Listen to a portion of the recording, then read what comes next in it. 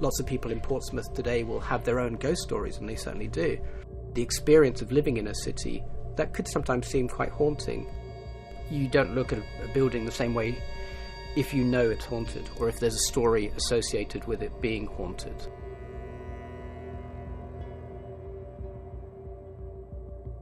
Buster Crabbe, or Lionel Crabbe, was a Royal Navy frogman, and he supposedly had some connections with MI6. And in April 1956, there was a Russian cruiser came into harbour, and the Navy wanted a better look at the propeller on the ship. And he never came back. A year later, a body washed up down in Chichester Harbour, caught up in the nets of some fishermen. And it didn't have a head, and didn't have any hands, so it was clearly an attempt to make it very difficult to identify. And there was an inquest as to whether this was the body of Buster Crabbe or not. And there was other rumours that he had been captured and taken back to the Soviet Union. So there's all these kind of ideas. But they did lead to this local ghost story that is often associated with the Sally Port, which is where Buster Crabbe spent his last nights. I mean, there's nothing particularly sinister about the Sally Port in that connection, but for one thing, it's a way of us remembering this incident, and that's often what ghost stories do.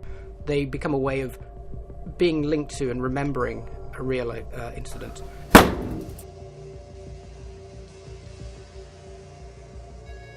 Fort Widley has got these very atmospheric underground caverns and tunnels, which have got these very sort of spooky acoustics to them. And lo and behold, there are these various ghosts associated with it. There is supposed to be the ghost of a sergeant major who whistles through these tunnels. There's also been sort of ghostly footsteps of a drummer boy who's been heard to run up and down these tunnels and through these various rooms. I believe in the paranormal. There's a lot of things out there you can't explain.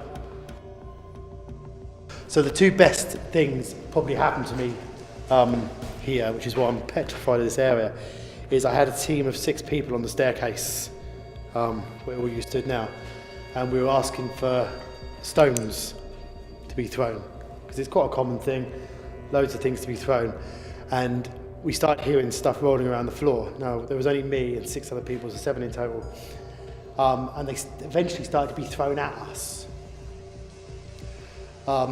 And every time we asked, another stone, and it got bigger stones, and it was starting to get a bit dangerous, so we all decided to leave.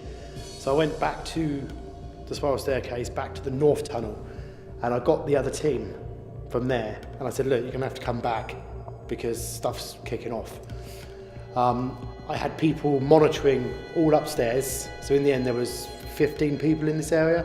I had people monitoring all up the stairs, the gate here, the tunnel there, everywhere. So there was nobody, we had cameras on everywhere, so nobody was throwing stones. We ended up having planks of wood come over there, land here, a massive, great big breeze block. I mean, there isn't even any breeze blocks in the place. One of the team leaders went up the tunnel. I mean, it's a 150-metre tunnel. And he went halfway up the tunnel, and this house brick, one of the red bricks from the walls here, landed in front of him. And you can't throw a brick that far without the height.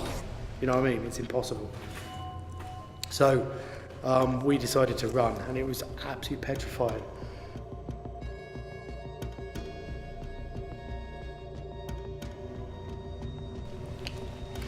Is there any spirits that can hear my voice? Can you come towards us? Can you make a noise for me?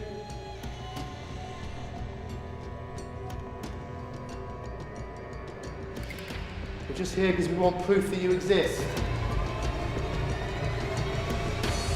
For a sign that you're still here with us.